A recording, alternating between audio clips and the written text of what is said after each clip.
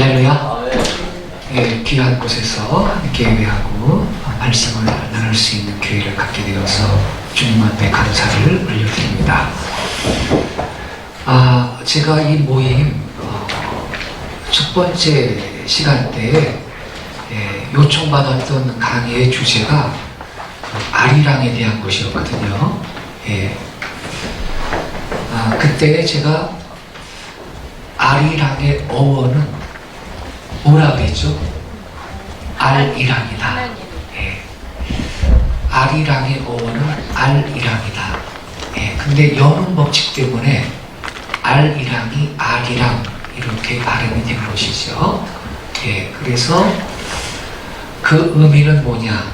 이랑은 뭐뭐와 함께라는 토시고, 알은 성경의 엘과 동의어다. 왜냐하면 하느님의 어원은 한알림입니다. 한알림, 한알림, 그 다음에 하늘림, 하느님 이렇게 바뀐 거예요. 이건 우리말 어원사전에 나오는 겁니다.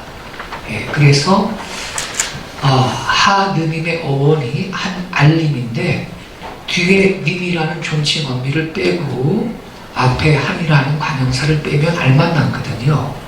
그 알이 하느님이에요. 그래서 알이랑은 with God, 하느님과 함께 이러한 뜻이다라는 것을 말씀을 드렸습니다. 알이랑 민족이라는 책을 제가 출간을 했는데 지금 17판이 그 재판이 나왔고요. 특별히 신문 같은 데 광고를 안 해도 1년에 보통 2판씩 리프린트가 계속되고 있고 스테디셀러로 자리를 잡고 있습니다. 근데 이 시간에 나눌 그 말씀은 제가 또 두 번째 모임 때 그 예언적인 꿈에 대해서 영적 은사에 대해서 말씀을 드렸는데 오늘은 계속되는 시간에 다른 목사님들이 영적인 그 은사와 관련된 말씀을 전해 주실 것이기 때문에 첫 번째 제가 말씀을 전했을 때 충분히 전하지 못한 내용들이 있어서 알이랑과 관련된 말씀을 잠깐 하기를 원합니다. 알이랑의 어원이 알이랑이다. 그 의미는 with God, 하나님과 함께다. 이렇게 말씀을 드렸어요. 그렇다면 그 알이 과연 성경의 엘과 똑같은 분이신가? 성경에 계시된 하나님과 같은 분인가? 여기에 대해서 말씀을 드리겠습니다. 보통 우리 기독교인들이 어떤 생각을 갖고 있냐면요,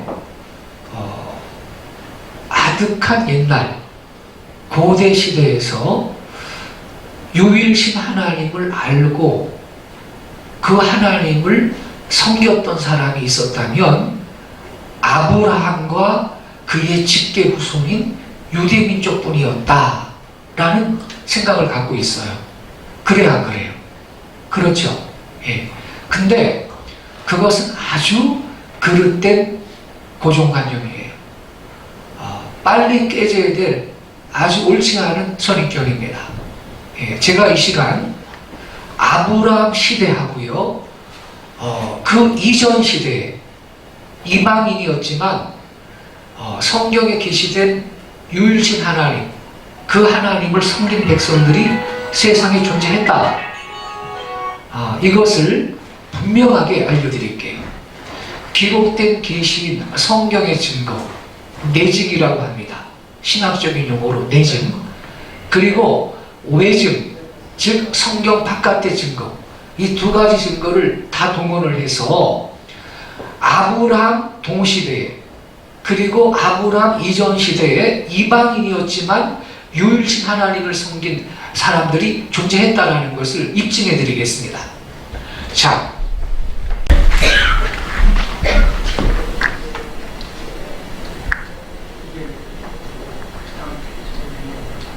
네, 밑에 겁니다. 네.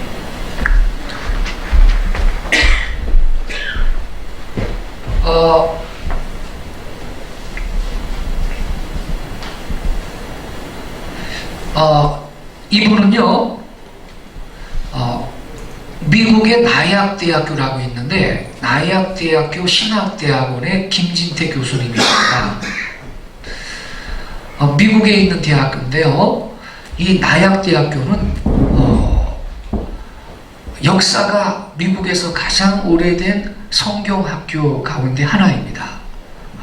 그 나약대학교의 한국인 교수이십니다, 이분이. 예, 그러니까 아주 훌륭하신 분이죠. 예. 근데 이분이 창세기에 관련된 오해, 한민족이 아브라함의 후예인가 라는 논문을 썼는데, 그 논문 가운데 이런 말을 했습니다. 필자가 보기에는 기독교가 전래되기 전에 우리가 가지고 있던 하나님이란 개념은 성경적인 유일신 개념과는 거리가 먼 개념이었다. 우리 고어의 한 알 혹은 한 울에서 유래된 것으로 우주를 큰 알로 본 것이며 우주 자체를 신격화한 데 지나지 않는다. 이렇게 설명을 했어요. 예. 하느님의 어머니 한알림이라고 그랬어요. 근데 이분은 우주를 큰 알, 한 알로 본 거고, 우리 민족이 갖고 있는 그 하느님이라는 개념은 우주 자체를 신격한 것이다. 이렇게 말을 했어요. 예. 완전히 틀린 생각입니다. 예. 제가 곧 설명을 할 거예요. 그리고 계속 뭐라 그랬냐면, 근본적으로 우리가 이야기하는 조물주의 개념과 하나님의 개념은 별개의 것이다. 우리가 갖고 있던 하나님의 개념은 타 민족들에게도 있었던 흔한 개념이다. 조물주의 개념은 기독교적인 개념으로 기독교와 함께 우리말에 들어온 것으로 보는 것이 정확하다고 생각한다. 이렇게 말했어요.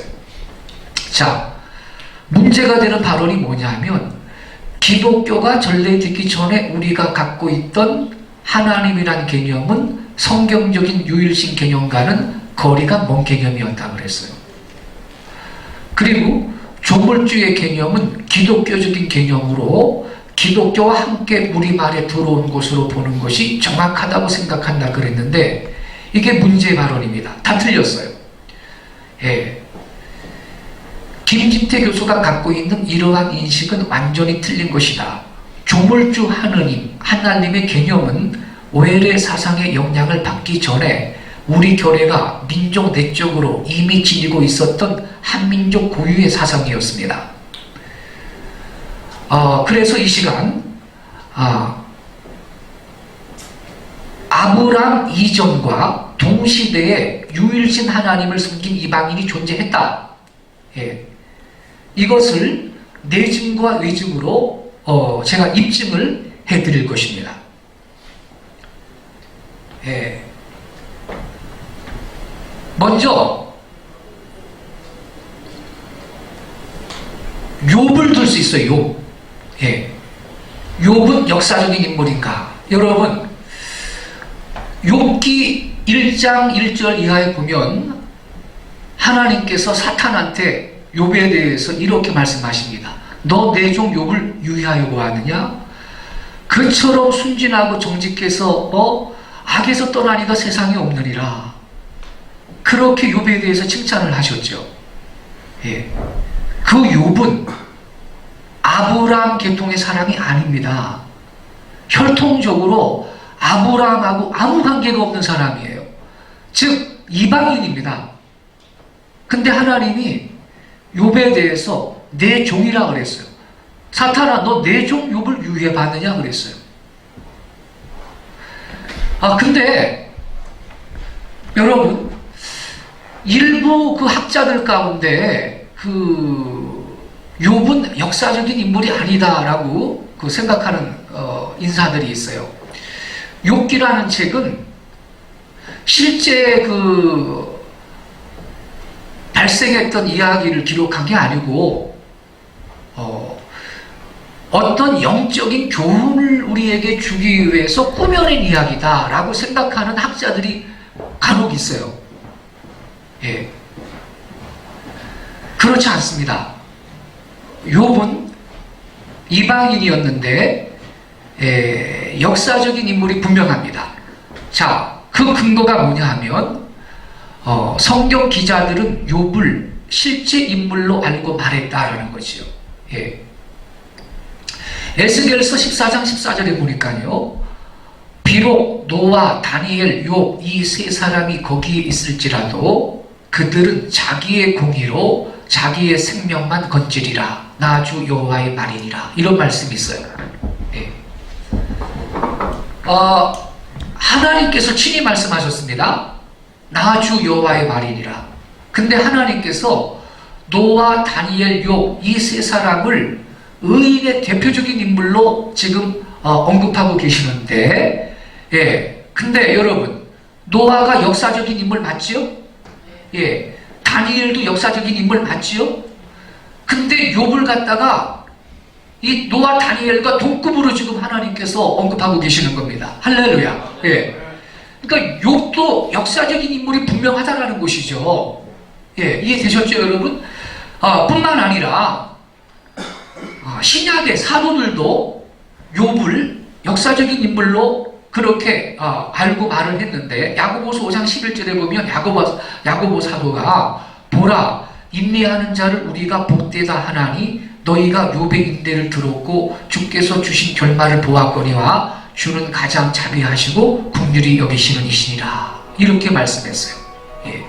야고보 사도도 여러분 욥을 역사 가운데 실제했던 인물로 그렇게 알고 성경의 기록을 한 것입니다. 예. 욥은 역사적인 인물이 맞아요. 그런데 다시 말씀을 드립니다만 욥은 아브라함 계통의 사람이 아닙니다. 우스 땅에 살고 있었던 이방인이었어요. 근데 하나님을 믿었어요, 안 믿었어요? 믿었어요. 예. 근데 욥이 그럼 언제 사람이냐? 예. 욥은 어느 시대 사람인가? 모세 이전 시대 사람입니다. 모세 이전 시대 사람. 욥기에는 모세의 율법에 대한 인용 구절이 없고요. 기타 자세한 종교 시설에 관하여 침묵하고 있어요. 예.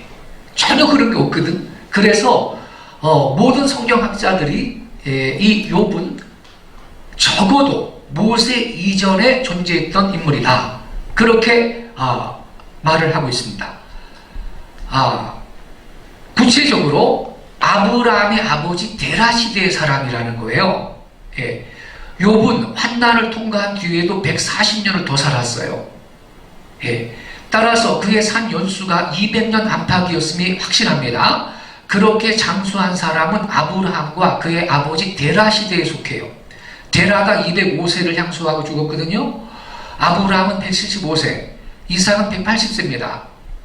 이렇게 볼 때 욥은 아브라함의 아버지 데라 시대 사람이다라고 성경학자들이 그렇게 추측을 하고 있습니다.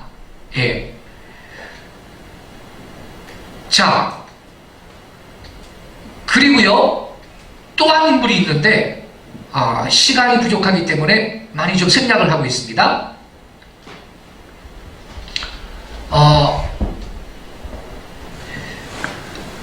이방인이었지만 하나님을 잘 섬긴 사람이 아브람 이전 시대에 존재했는데 욥을 제가 지금 언급했어요. 예. 아브람 동시대에 또 이방인이지만 하나님을 잘 섬긴 사람이 있었는데 그 사람의 이름이 뭐냐? 멜기세덱이에요. 예. 멜기세덱인데 우리 창세기 14장을 좀 같이 열어서 읽어보겠습니다. 이 멜기세덱에 대해서 너무 많은 분들이 오해를 하고 계시는데 무슨 구약시대에 잠깐 등장했던 성자 예수님이었다느니 그렇게 오해를 하는데 잘못된 생각이거든요. 14장 14장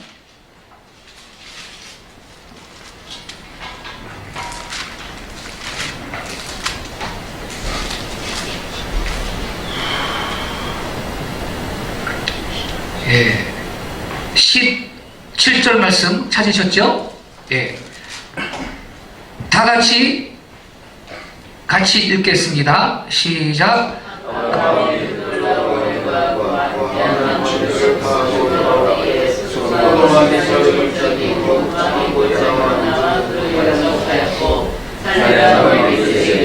똑같 포도주를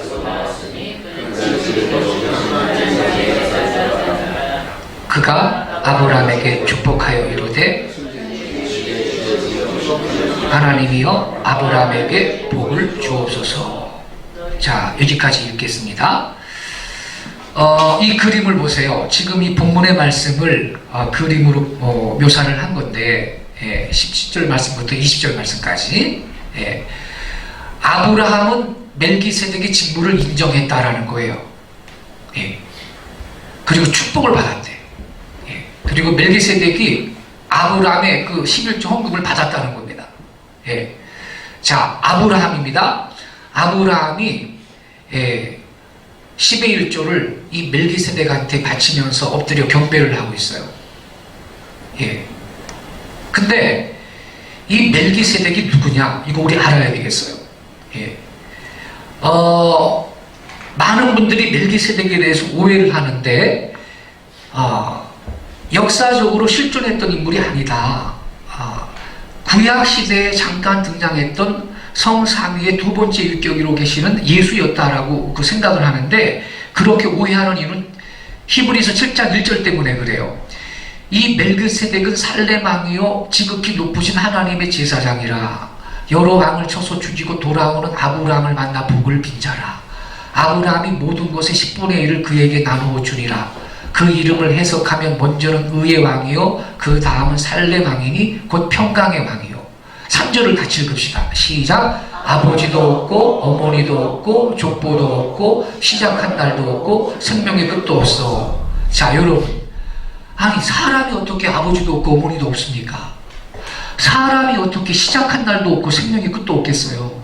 그래서 요 히브리서 7장 3절 말씀 때문에 너무나 많은 그리스도인들이 멜기세덱은 역사적인 인물이 아니고 구약시대에 잠깐 나타났다가 사라진 예수님이셨다라고 그렇게 오해를 하는데, 그거 여러분 잘못된 생각이거든요. 자, 여기 잘 보세요. 멜기세덱에게 부모와 족보와 시작과 끝이 없다고 한 것은 실제로 그것이 없다는 것이 아니다라는 거예요. 성경의 기록상 없다는 것이다라는 거예요. 여러분, 모든 신약자들이 이렇게 해석합니다.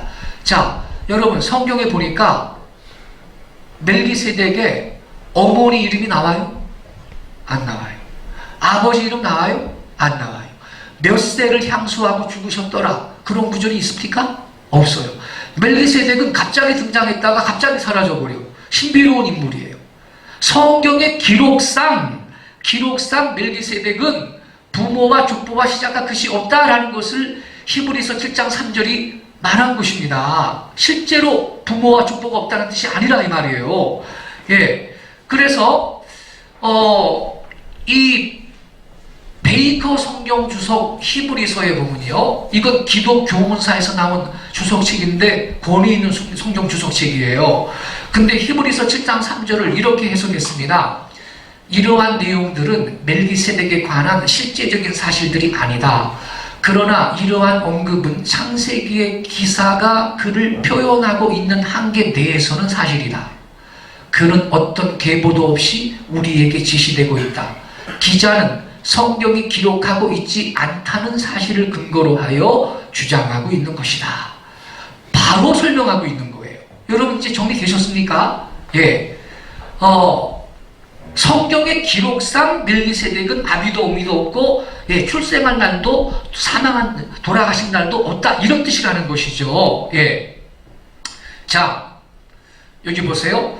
이 위대한 인물 멜기세덱의 생명의 시작과 끝은 신비에 쌓여있다. 이런 점에서 그는 하나님의 아들의 적절한 유형인 거예요. 히브리서 기자는 성경의 기록상 그런 것이 없는 점을 들어서 멜기세덱이 영원하신 대제사장 예수 그리스도의 예표라고 한 겁니다. 더욱이 살렘 왕이라고 그랬어요. 살렘 왕. 살렘은 뜻이 뭐죠? 평화. 그러니까 살렘 왕이니까 평강의 왕 아닙니까? 근데 예수님은 평화의 왕이죠. 그러니까 이렇게 볼 때 이 멜기세덱은 예수님의 완벽한 그림자야. 예수님이 평강의 왕이기 때문에. 예. 이해되시죠? 자, 따라서 멜기세덱이 아비도 없고 어미도 없다는 말씀을 글자 그대로 취해서 그가 삼위 하나님의 두 번째 육격으로 계신 분이 성육신하기 전에 나타나신 분이다. 이런 결론을 내려서는 안 된다는 거예요. 그것은 성경을 모르는 사람이 하는 말이에요. 네. 자, 유명한 주석학자 벵겔이라는 그 주석학자가 있습니다. 그분도 이렇게 설명했어요. 그는 분명히 당시의 한 왕이었고 제사장이었고 정말 존재하는 인간이었다. 바로 설명한 거예요. 칼빈 목사님도 주석책에서 이 멜기세덱을 역사적인 인물로 설명을 했는데, 많은 미신과 온갖 부패로 가득 찬 나라에서 하나님만을 순전하게 예배하는 사람을 찾는다는 것은 분명 흔한 일이 아니었다. 한편으로 소돔과 고모라가 가까이 있었고 다른 한편으로는 가나안 사람들 가까이 있어 그는 온통 경건하지 않은 사람들에게 둘러싸여 있었다. 그래서 칼빈도 이 멜기세덱이 역사적인 인물로서 살렘 지역의 왕으로서 또 제사장으로서 하나님을 잘 섬긴 사람이었다. 그 주변에 온통 불신앙의 사람들이 둘러싸고 있었지만 이 멜기세덱은 하나님을 잘 섬기고 있던 사람이었다라고 이렇게 칼빈이 설명을 했습니다. 바로 설명을 한 것입니다. 자, 히브리서 기자는 사람들의 기원에 초점을 맞춘 책인 창세기에 멜기세덱이 등장했고 그것도 그의 족보를 추적할 수 없다는 사실에 주목한 것뿐이에요. 멜기세덱이 이처럼 독특한 방식으로 구원 역사에 등장하기 때문에 히브리서 기자가 그를 하나님의 아들처럼이라고 제시한 것은 적절했다. 멜기세덱은 그의 특이한 모습으로 인해서 영원하신 제사장, 즉 예수님께 어울리는 사람이었다는 거지요.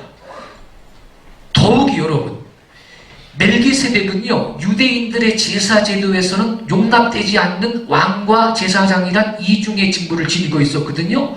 분명히 창세기 14장 우리가 읽었죠. 분명히 살렘 왕이었고 지극히 높으신 하나님의 뭐였더라? 제사장이었더라. 창세기 14장에 그렇게 써 있어요, 여러분.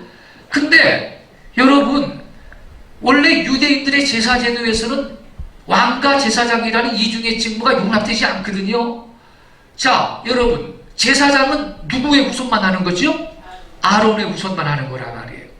예. 또 왕의 그 직무로 만족하지 않고 나 제사장까지 해먹어야 되겠다 이러면 돼야 안 돼요. 큰일 나는 거예요. 그거는 바로 징벌이 임하는 거예요. 예. 하나님의 질서를 어기는 거예요. 예. 왕은 절대로 제사장 할 수 없어요. 예. 근데 여러분, 이 멜기세덱은요, 왕과 제사장이란 이중 직무를 지니고 있었는데, 여러분, 우리 예수님, 메시아 예수님도 그분은 왕이시며 제사장이시죠. 할렐루야. 그러니까 멜기세덱은 예수 그리스도의 완벽한 모델이었다는 것이죠. 예. 그리하여 예수 그리스도는 아론 계열의 대제사장이 아니라 성경에 보니까 누구? 멜기세덱의 서열을 따른 대제사장이라고 성경에 써있거든. 그래서 예, 그런즉 멜기세덱은 그의 시대로부터 2000년 후에 오실 예수 그리스도의 절묘한 표상이며 예표입니다. 예, 히브리서 5장 8절에 그가 아들이면서도 받으신 고난으로 순종함을 배워서 온전하게 되셨은즉 자기에게 순종하는 모든 자에게 영원한 구원의 근원이 되시고 10절 같이 읽겠습니다. 시작. 하나님께 멜기세덱의 반차를 따른 대제사장이라 칭하심을 받으셨느니라 그랬어요.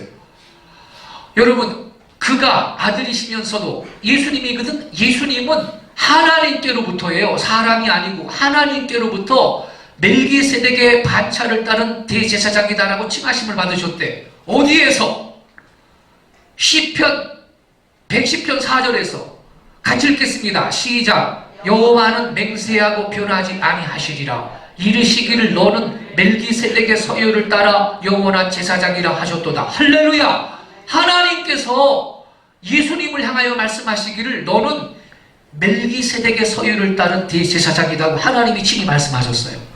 여기에서 중요한 우리가 결론을 내려야 되는 게 있습니다. 아까 제가 뭐라 그랬죠? 멜기세덱은 유대인이에요? 이방인이에요? 이방인이거든. 아브라함 계열의 사람이 아니에요. 아니, 아브라함을 축복해줬는데? 멜기세덱이 아브라함을 축복해줬다고, 이 사람이. 근데 이 멜기세덱은 이방인이에요.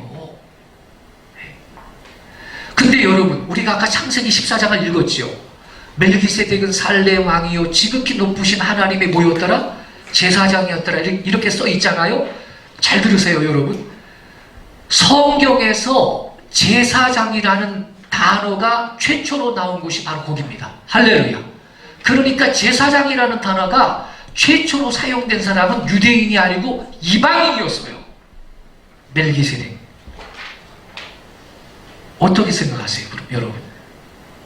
제가요, 작년 그 여름에 그 고용원 부흥이라는 찬양 만든 고용원 형제님 알죠? 그분이 그 영국에서, 영국 웨일즈에서 그 열방 부흥 대축제라는 걸 한 5년 정도 했거든요. 근데 작년에는 한국에서 하자 그래가지고 강화도에서 했어요. 여름에. 예. 제가 잠깐 방문을 했었는데,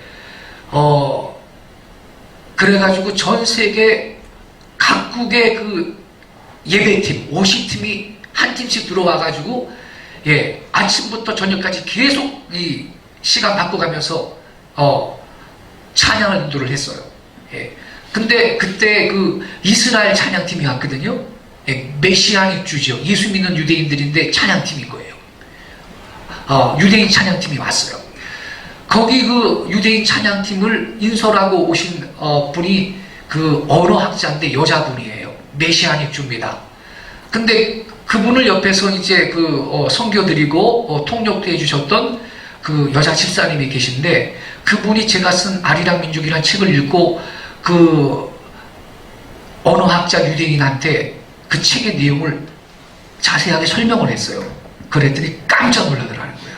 그 유석구 목사님을 좀 만나게 해주세요. 내가 직접 얘기를 들어야 되겠습니다. 그랬대. 그래가지고 연락이 왔어요. 그래서 숙소에서 그분을 만났는데 제가 가서, 예, 같이 식사하고 교제한 다음에 이제 자세하게 얘기를 좀 해달래.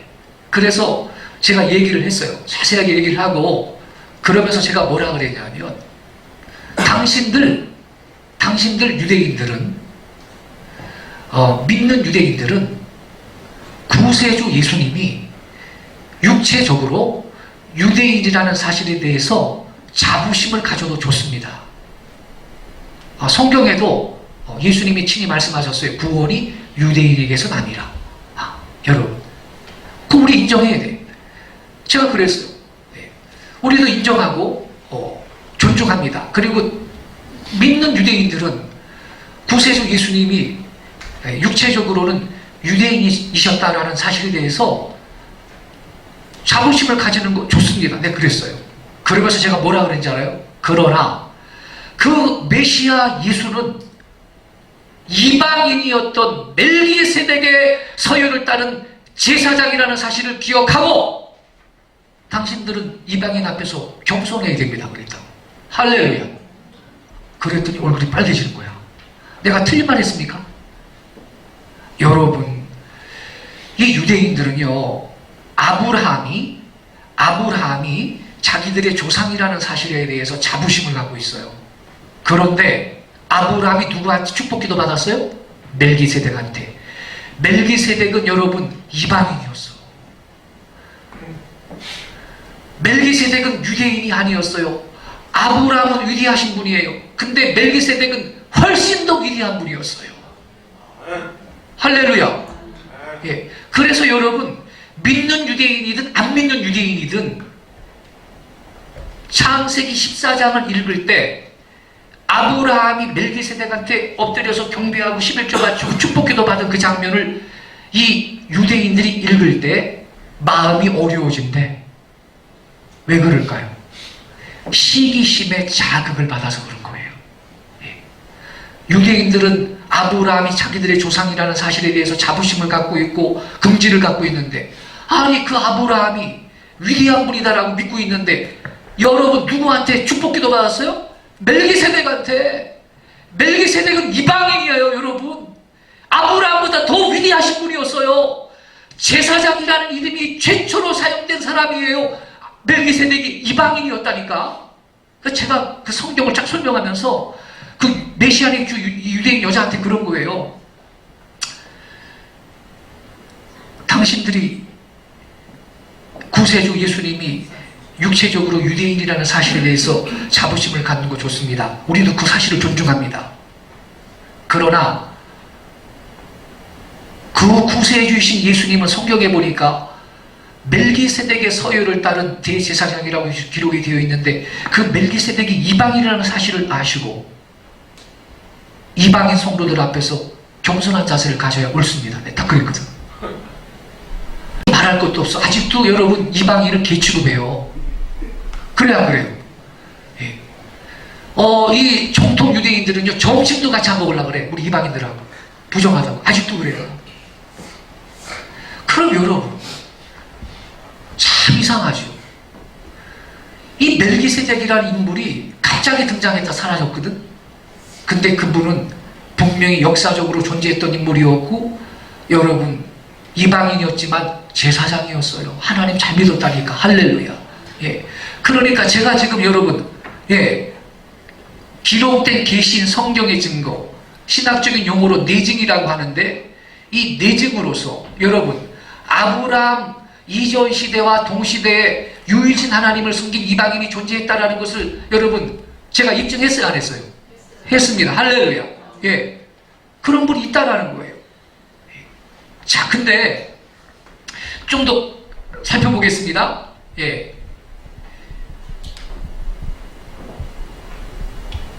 멜기세덱은 장차 성령의 감동을 받은 성경 기자들에 의해서 예수님의 모형과 예표로서 기록될 위대한 사람이었어요. 이러한 이유로 성경의 1차적 저자이신 성령께서는 미리 그의 시작과 끝, 출생과 족보를 가리워서 의도적으로 말이죠, 모세로 하여금 기록하지 않게 했던 것입니다. 여러분 이해되셨죠? 예. 그래서 멜기세덱은 아비도 없고 어미도 없고 시작한 날도 없고, 예, 돌아가실 날도 없고, 그것은 실제로 부모와 족보가 없다는 뜻이 아니고 성경의 기록상 그래서 없게 된 것입니다. 여러분. 예. 자, 그러면 자, 지금 보니까 그 아브라함 이전 시대와 동시대에 이 유일신 하나님을 숨긴 이방인이 존재했는데, 예, 여러분, 그럼 멜기세덱만 있었을까? 욥만 있었을까? 욥기를 자세히 보세요. 여러분, 욥기를 자세히 보면 욥의 친구들이 등장하죠.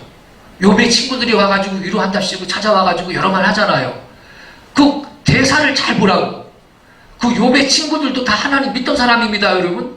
할렐루야. 예, 이방인이에요. 근데 이걸 아셔야 된다고. 그렇다면 여러분,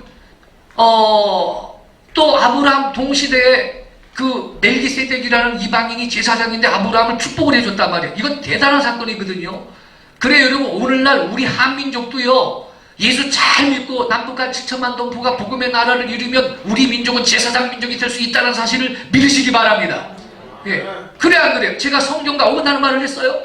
우리 민족도 이방인이지만 예수 잘 믿으면 우리 민족은 열방의 복음을 증거하고 정의를 펴는 제사장 민족으로서 말세에 쓰임받을 수가 있다는 사실을 우리 믿어야 되는 것입니다. 할렐루야. 예. 자, 그러면 외증으로 가겠어요. 외증, 성경 바깥의 증거를 외증이라고 하는데, 여러분 외증으로 볼 때도 아브라함 이전 시대, 동시대에 유일신 하나님을 섬긴 이방인이 존재했다라는 거 사실을 알 수 있는데, 그게 바로 우리 한민족이에요. 문헌상의 근거가 있습니다. 그거를 보여드릴 거예요. 예. 이 3.1 신고라는 그 문헌이 있는데 요걸 여러분이 읽을 때 삼일신고 이렇게 읽으면 안 돼요. 삼일신고 이렇게 읽어야 돼. 삼일신고. 삼일신은 뭐냐 하면 삼위일체 하나님이란 뜻입니다. 우리 조상들이 섬긴 하나님은 삼위일체 하나님이었어요. 그게 문헌상의 근거가 있습니다. 제가 이제 알려드릴 거예요. 그래서 이 삼일신고는 뭐냐? 삼위일체 하나님의 가르침이란 뜻인데, 삼일신고는 단군 이전 시대부터 고려에 이르기까지의 상고사를 서술하고 있는 책이 있는데 태백일사라는 책이에요. 요걸 잘 봐야 돼요. 어느 시대부터요? 단군 이전 시대부터 고려에 이르기까지의 상고사를 서술하고 있는 책이 태백일사라는 책인데 여기에 이 삼일신고가 실려 있어요. 근데 이 태백일사는 언제 출간된 책이냐면요, 조선 연산군과 중종 때 학자였던 이맥이 펴낸 것인데 그는 단군 세기를 조술한 이 암의 현손이었습니다. 예. 근데 중요한 것은 여러분,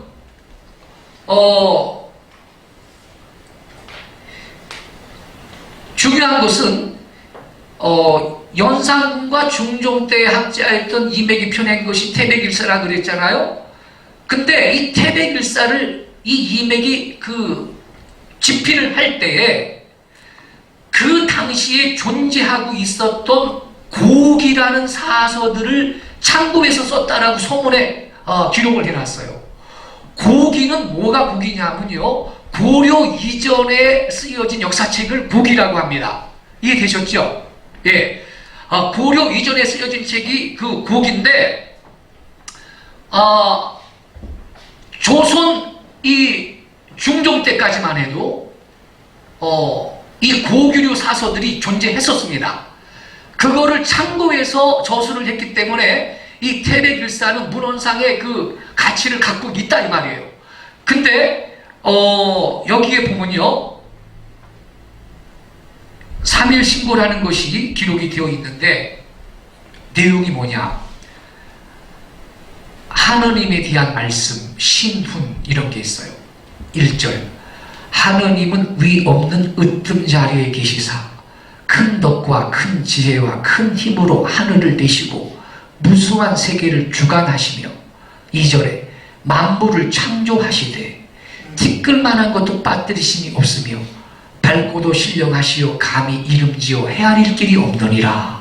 3절, 소리나 기운으로 원하고 빌면 꼭 친히 만나볼 것이니 참된 성품으로서 그 씨를 구하라. 그리하면 너희 머리 위에 내려 임재하시리라.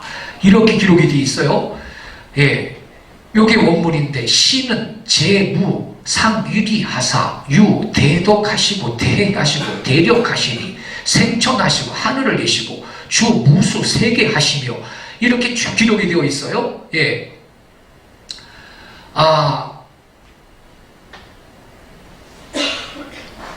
일부 학자들은 자성 구자하라 이것을요, 참된 성품으로 구자, 아들을 구하라, 하나님의 아들 예수를 구하라 이런 뜻으로 해석을 합니다. 그러면 주님께서 임재하신다 이렇게 해석을 해요.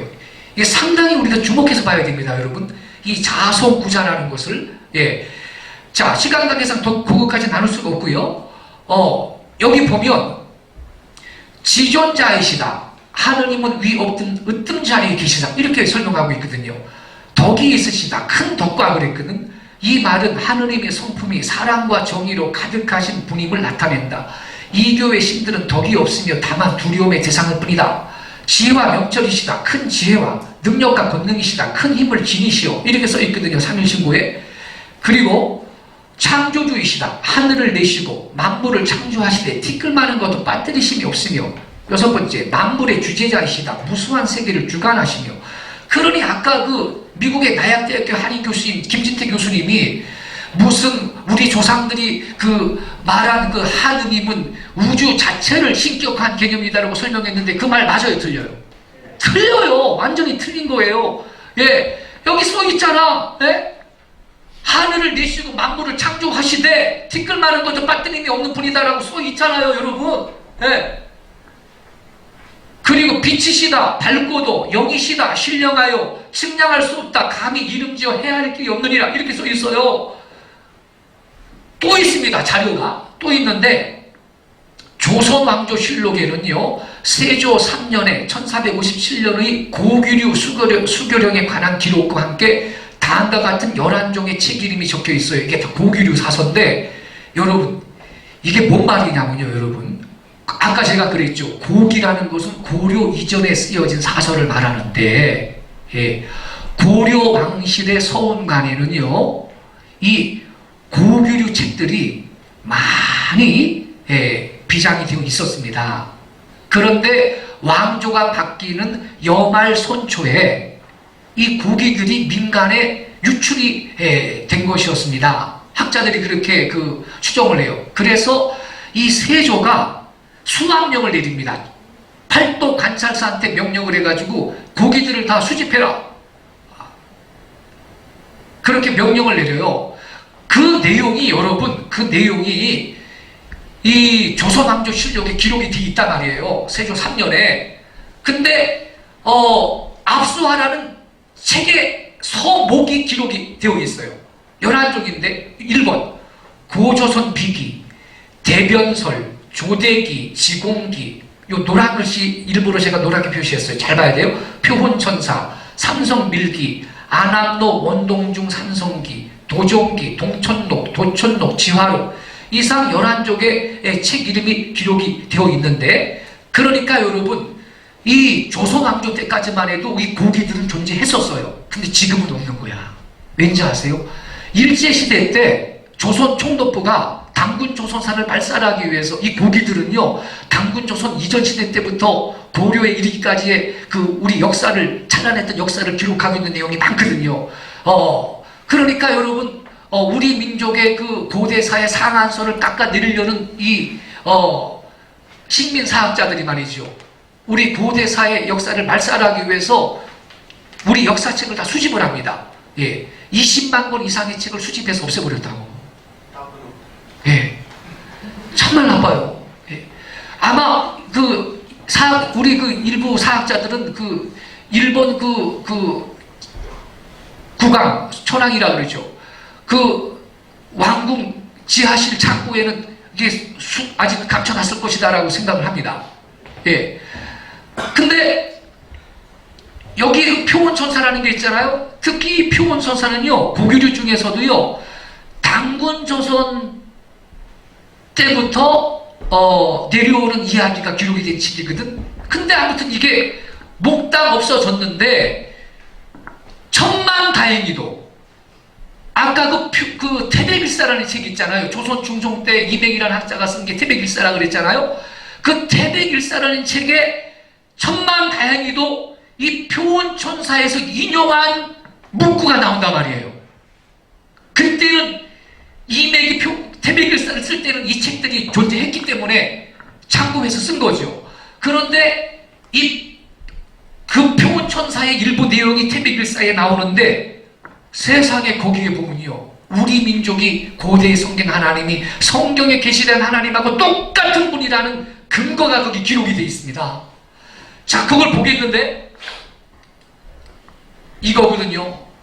표혼천사 표혼천사의 운하되 대시에 태초에죠. 대시에 상하 사방은 증미견 암흑하고 암흑 그리고 고왕 극내 옛것은 가고 지금은 오니 고왕 극내 그러면서 쭉 써놨는데 이게 성경 창세기 1장 1절 이하의 말씀하고 똑같습니다. 번역한 걸 좀 볼게요. 표혼천사에서 말한다. 대시에 위아래 사방은 일찍이 아직 암흑으로 덮여 보이지 않더니 옛것은 가고 지금은 오니 오직 한 빛이 있어 밝더라. 태초에 하나님이 천지를 창조하시니라. 하나님이 흑암이 이 수면에 있고 하나님은 수면에 운행하시니라. 빛이 있으라니까 빛이 있었었고 뭐 그런 말씀이 있죠. 똑같은 거야. 어휘는 다르지만 내용은 똑같은 거예요. 예. 그러면서 뭐라고 설명이 되어 있냐면 여러분 상계로부터 또 삼신이 계셨으니 곧 한 분의 상제시라.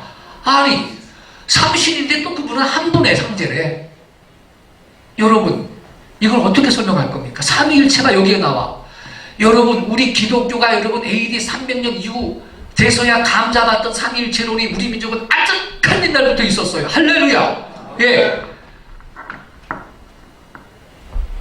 근데 뭐라고 설명을 하고 있냐면요, 주체는 곧 일신이요 각각 신이 따로 있음이 아니며 쓰임은 곧 삼신이시라, 이렇게 말해요. 그래 여러분, 요게 말이죠, 상제로부터 삼신이 계셨는데 곧 또 한 분의 상제라. 이거를 제가 알기 쉽게 설명할게요. 1 더하기 1 더하기 1은 뭐요? 3이에요. 그죠? 그러나 1 곱하기 1 곱하기 1은 뭐요? 1이에요.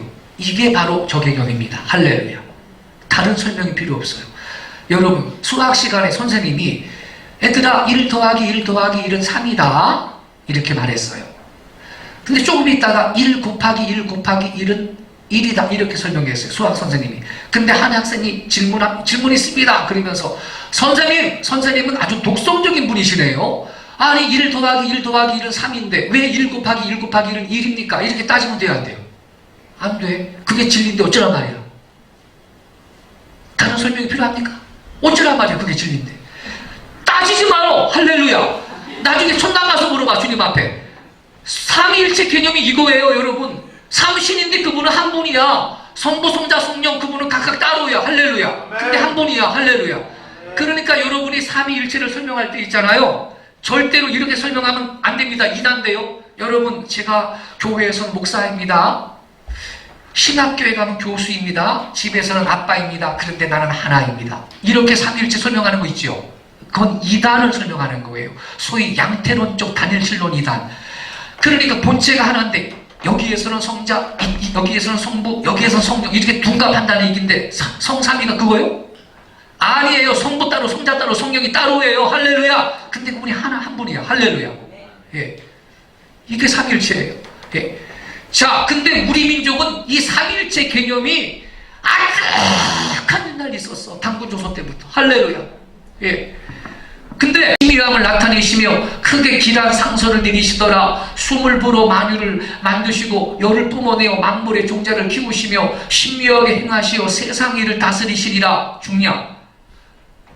그러면서 뭐라 그러냐면 생각건대 저 삼신을 천일이라 하고 지일이라 하고 태일이라고 한다 그래요. 근데 이 천일, 지일, 태일이 한 분의 상제인데 각 신의 기능을 설명하고 있는데 천일은 조화를 주관한다 그랬어요. 지을 조자입니다.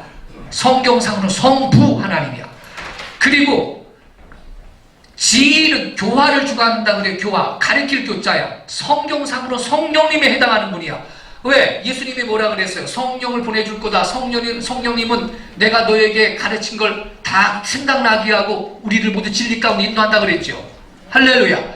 예, 그래서 근데 중요한 것은 지일이야. 땅지자입니다. 성령님은 땅에서 역사하고 계시죠. 이 땅에 성령님을 보내줬잖아. 그리고 진리를, 우리를 진리 가운데 인도하고 주님의 말씀을 다 생각나게 해주시는 분이잖아요. 그러니까 지일은 땅 하나님이야. 교화를 주관해. 성경상으로는 성령이야.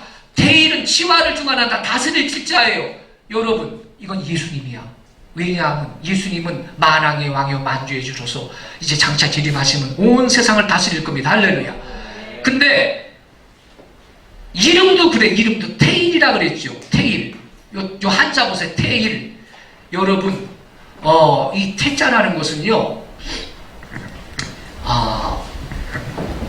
대자를, 이 대자는 대자 상인형 그래가지고 대자는 사람 형상을 본뜬 글자다 이렇게 설명을 하고 있어요.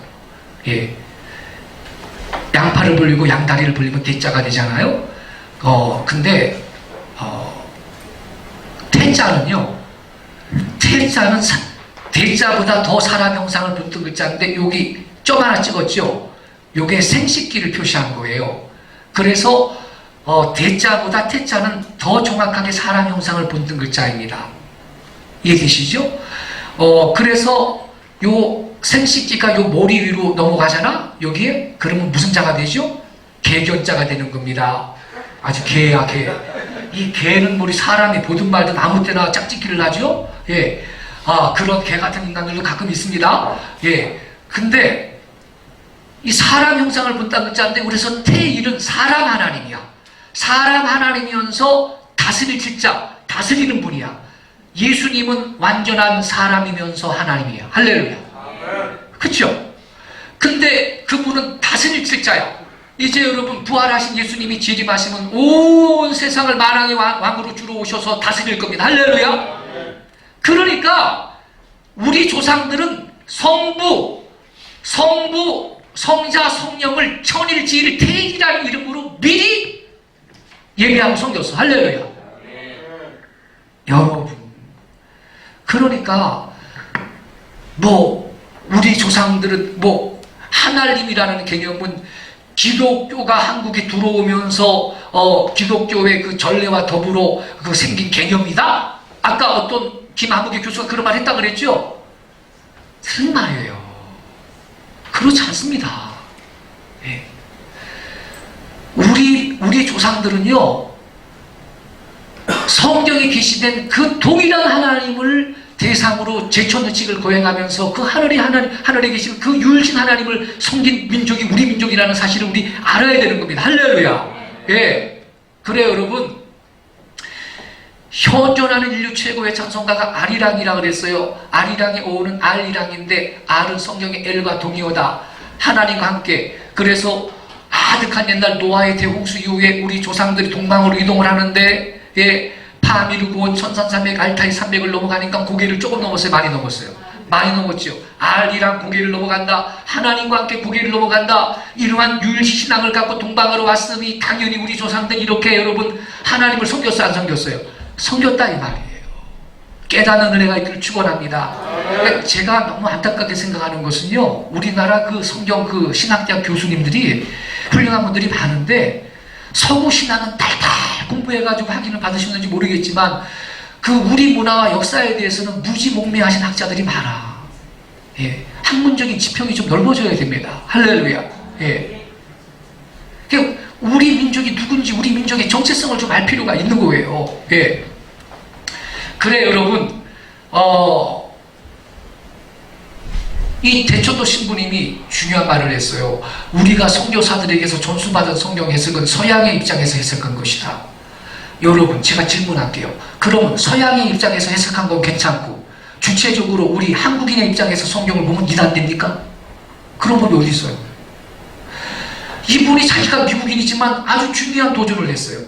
지금이야말로 한국인 자신의 내부로부터 우러나오는 복음과 한국과의 새로운 대결을 통해서만 기독교가 한국에서 뿌리를 내리고 많은 열매를 맺을 수 있다는 점을 깊이 생각해 볼 때이다.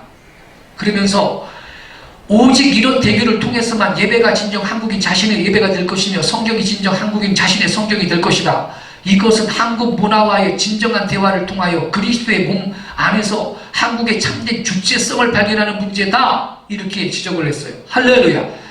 참으로 지당하신 말씀을 하신 것이죠. 예. 그래 여러분,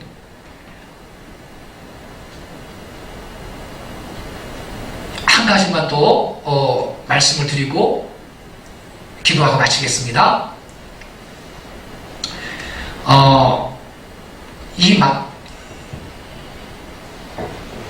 여기 보세요. 우리는 기독교가 분명히 서양에서 발전된 종교이지만 그 실질인 복음을 서양 문화적 형식과 동일시할 수 없음에도 이를 절대화함으로써 성교가 일종의 문화 제국주의로 전락해버린 것을 비판할 수밖에 없다. 그러므로 토착신학적인 관점에서 한국교회의 문화적인 과제를 해결해야 한다. 기독교가 전해지기 이전의 한국 문화를 온통 악마적인 것으로 또는 이교도적인 것으로 심판해버린 것은 확실히 자학행위요, 서구 역사주의 신학에 세뇌된 자들의 오만한 태도이다.